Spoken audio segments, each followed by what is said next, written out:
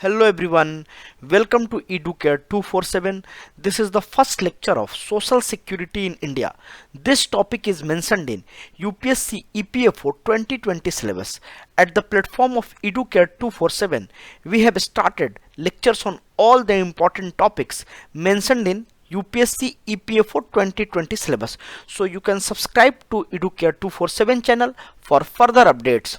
In our first lecture, we are discussing Code on Social Security 2019. This is very important for the upcoming examination.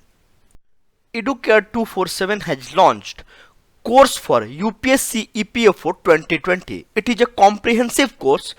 Under this course, you will get the notes, videos, MCQs on all the topics which is mentioned in the syllabus. The course fees is very reasonable, 2999.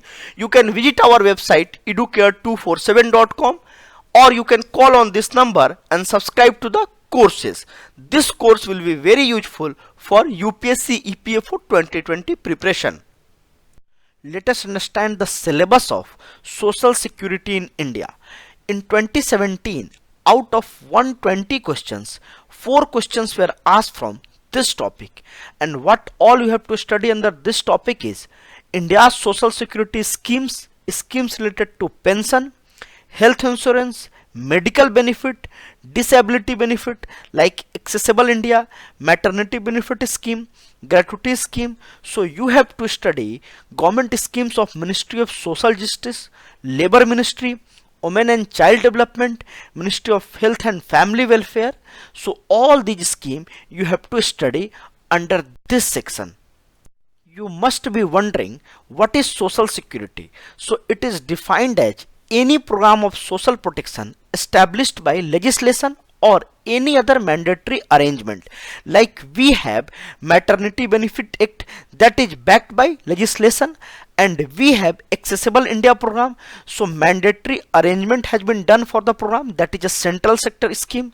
It provides individual with a degree of income security when faced with the contingency of old age, survivorship, incapacity, disability, unemployment or rearing children. It also offers access to curative and penetrative medical care, like we have Ayushman Bharat scheme as defined by International Social Security Association. Social security can include social insurance programs, social assistance program, universal programs, mutual benefit schemes, national provident fund, and it could be integrated with national law and practices. So this is social security. It protects human in unforeseen condition. Why we need social security? It is essential for well-being of people and society. It is a basic human right.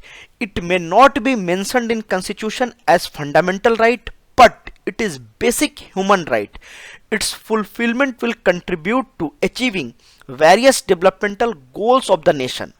Social security measures will have far-reaching benefits in the form of reducing infant and maternity mortality rates. It improves productivity and promote sense of pride and self-respect amongst the citizen.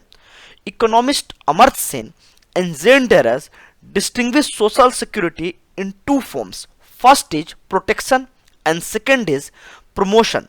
Protection is against the fall of living standard.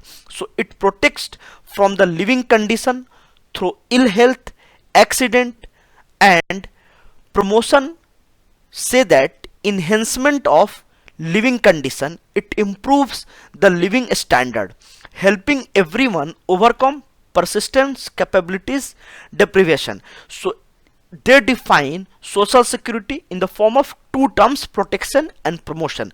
So this can be remembered. This is important for your examination. Let's talk about Code on Social Security 2019. It was introduced in Lok Sabha on December 11, 2019 by Minister of State of Labor and Unemployment Santosh Kumar Gangwar.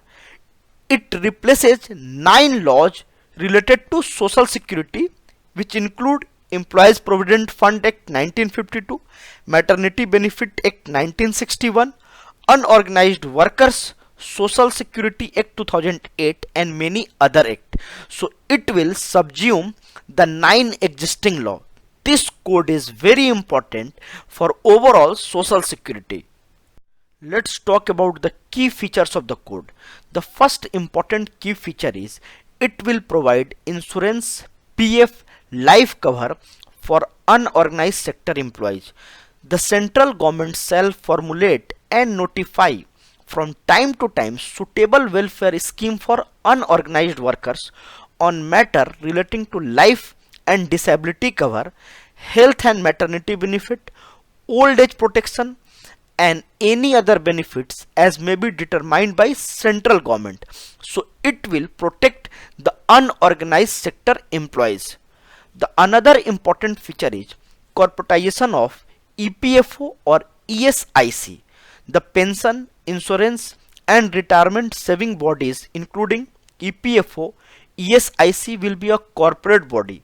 An existing law minister, labor secretary, central PF commissioner, director general of ESIC may not be the default head of such organization, so some other third person can come and lead the organization. It will benefit the gig workers. Central government may formulate and notify from time to time suitable social security scheme for gig workers. You can write in the comment box what is gig workers and platform workers. Such scheme would encompass issues like life and disability cover, health and maternity benefit. So basically the new code will provide different social security benefit to the gig workers as well. The code talks about maternity benefits as well. It says that every woman shall be entitled to and her employer shall be liable for the payment of maternity benefit at the rate of average daily wages for the period of her actual absence. So for the time period the woman is absent, the employer has to pay the average daily wage to the woman. So this is very important provision under this code.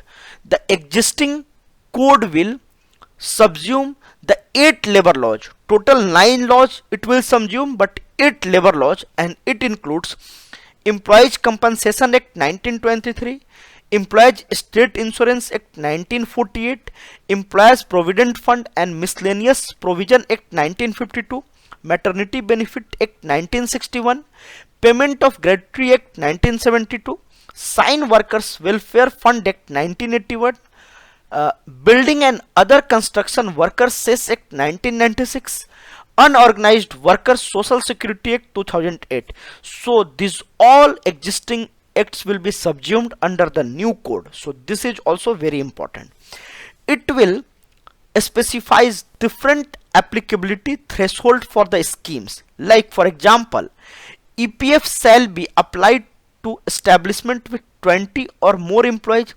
ESI scheme will apply to certain establishment with 10 or more employees and all the establishment which carry out hazardous or life-threatening work notified by the central government. So if the organization is doing hazardous and life-threatening work, it mandatory for them to come under EPF scheme and ESI scheme. So this you have to remember. This is very important fact.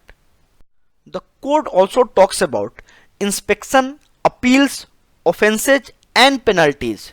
The appropriate government may appoint inspector cum facilitators to inspect establishment covered by the code and advise employers and employees on compliance with the code.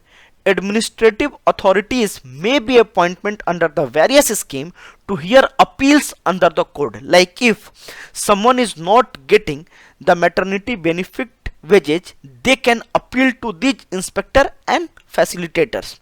It has offences and penalties provision as well.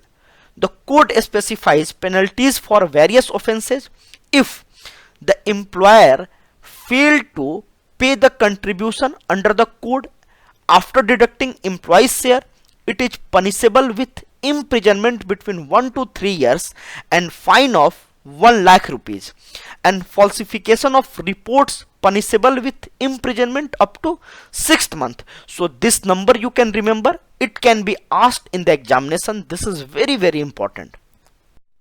Hope you have enjoyed the video.